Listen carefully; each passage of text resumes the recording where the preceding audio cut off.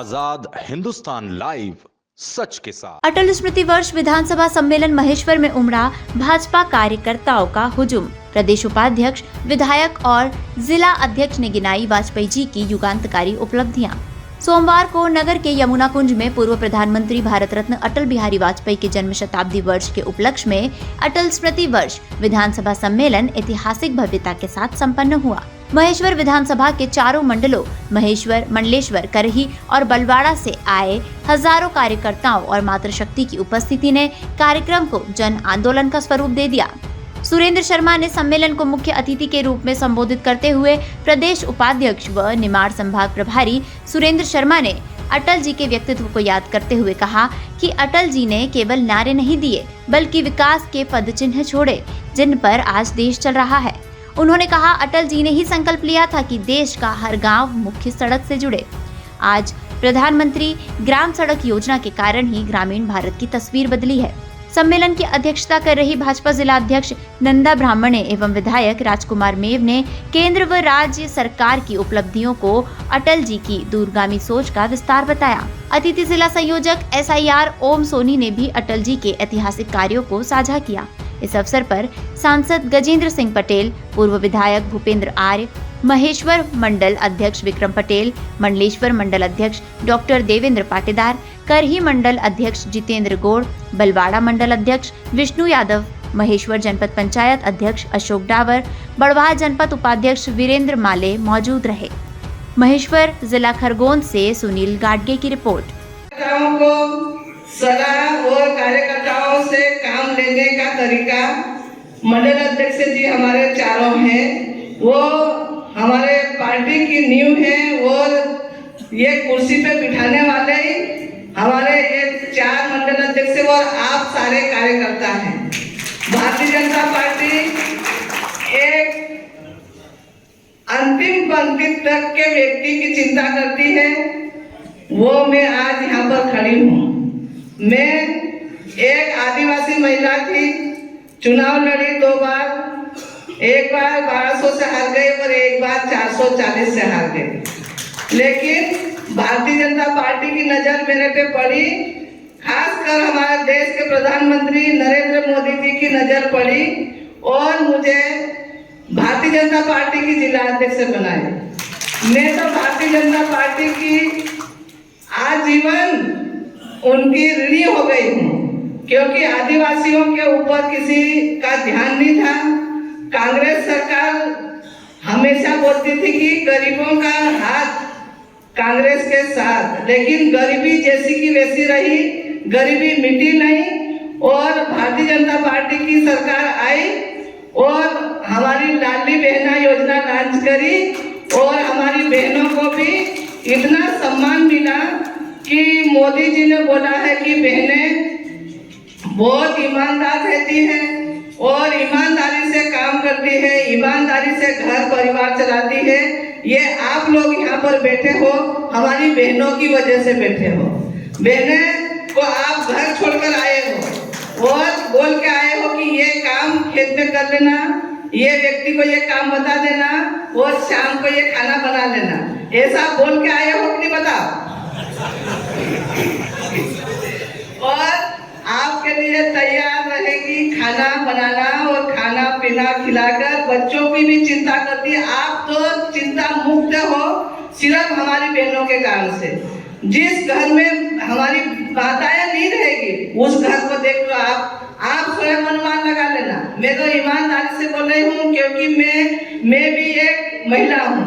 वो मैं चाहती हूँ मैं सुबह से पूरा घर का काम करके आती हूँ, खाना भी बनाकर, क्योंकि मेरे पति है वो टीचर है, मेरे बच्चा एक है और एक बेटी की शादी हो गई, तो खाना तो बनाना ही पड़ेगा। आती हूँ तो जल्दी जल्दी खाना पीना बनाकर बोल देती हूँ कि ये खा लेना, हमने में जा रही हूँ।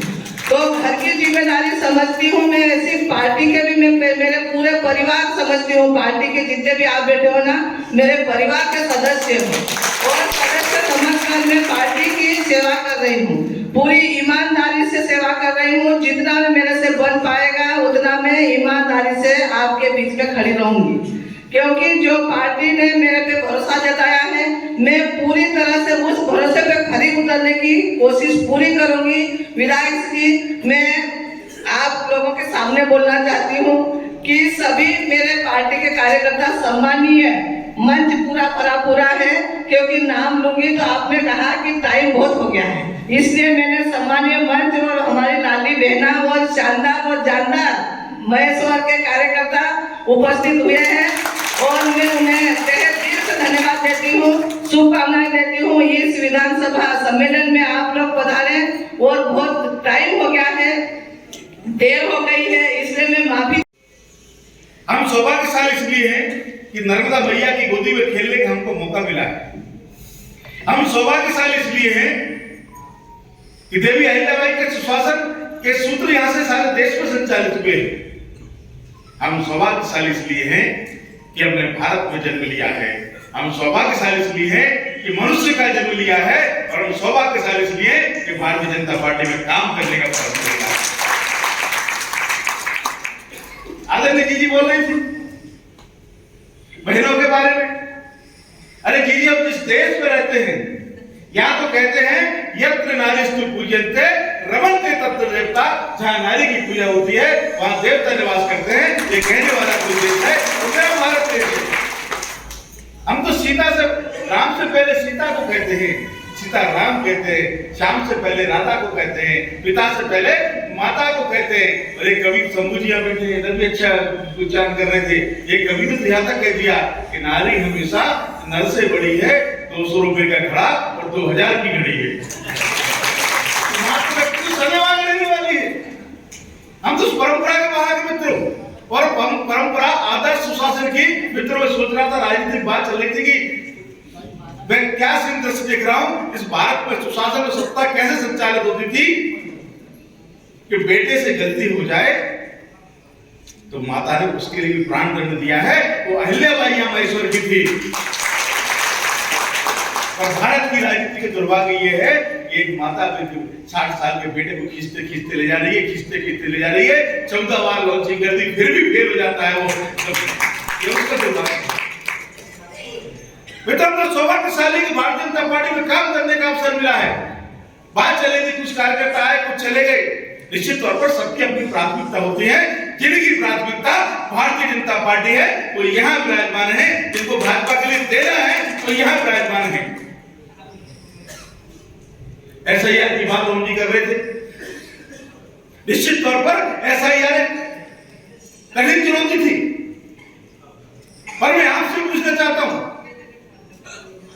एसआईआर पहली बार हुई है क्या? 1952 से लेकर 2003 तक भी एसआईआर हुई थी, पर कभी आपने एसआईआर का नाम सुना क्या? निर्वाचन आयोग तब भी था, निर्वाचन आयोग आज भी है। एसआईआर हुई है तो जो गलत मतदाता है उनके नाम कटे हैं, उनके नाम हटे हैं, जिनकी मृत्यु हुई उनके नाम हटे, जो शिफ्ट हुए उनके नाम हटे, या बांग्लादेशी घुसपैठिए रोहिंग्या पाकिस्तानी नागरिकों के नाम एसआईआर के माध्यम से मतदाता सूची से हटे हैं। पर पहली बार एसआईआर की चर्चा हो रही, घर घर हो रही है, गांव-गांव हो रही है। कांग्रेस के जमाने में निर्वाचन आयोग काम तो करता था, पर कांग्रेस के दबाव में काम करता था। संवैधानिक संस्थाओं को स्वायत्तता किसी ने दी है तो भारतीय जनता पार्टी की सरकार ने दी है। हम आपके काम हस्तक्षेप नहीं करेंगे, ईमानदारी से काम करिए। जो सच है, जो असली है, वो भारत की मतदाता सूची में रहेगा, जो नकली है सूची से बाहर जाएगा। और इसलिए मैं कहता हूं, जहां शुद्धता है वहां भाजपा है, और जहां भाजपा है वहां शुद्धता है। जब तक बेईमानी से चुनाव होते थे, ये कांग्रेस वाले चुनाव जीतते थे। जिस दिन मेरे देश में ईमानदारी से चुनाव होना प्रारंभ हो गए, इन कांग्रेसियों के पराजय की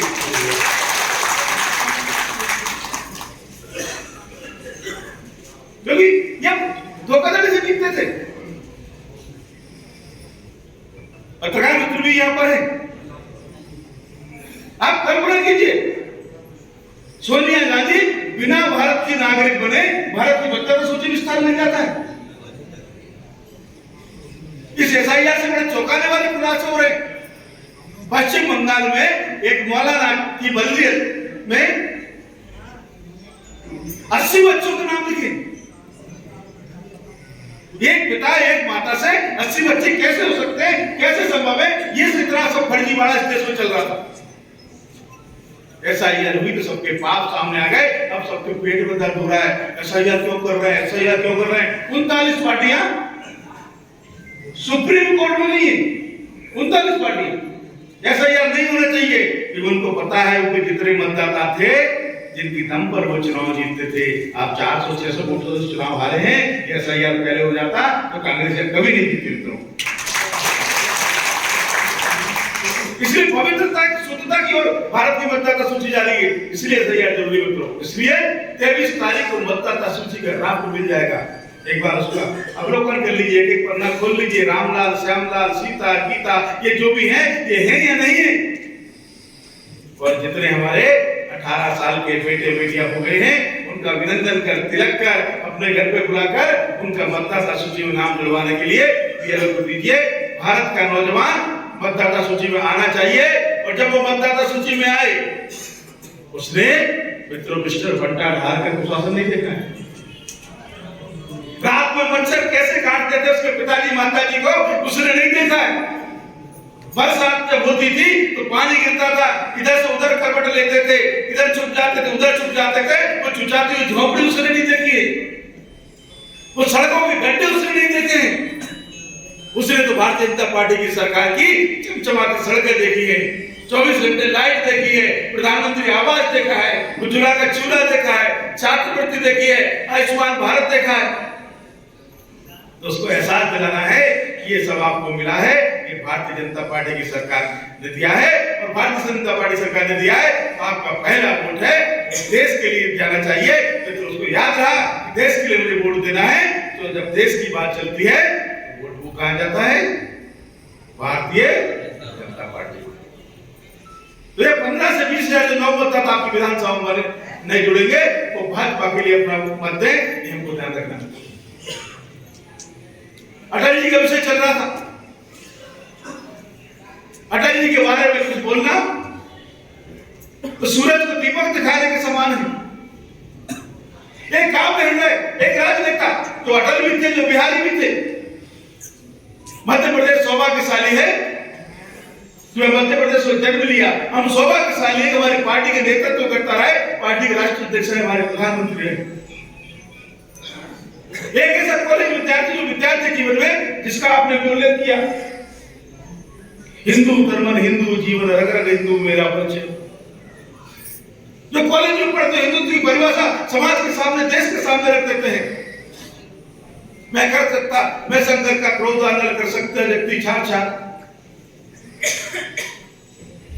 उस कविता के माध्यम से हिंदुत्व का दर्शन देते हैं और समाज से प्रश्न भी पूछते हैं। कोई जाकर कहते मैंने कभी काबुल में मस्जिद तोड़ी,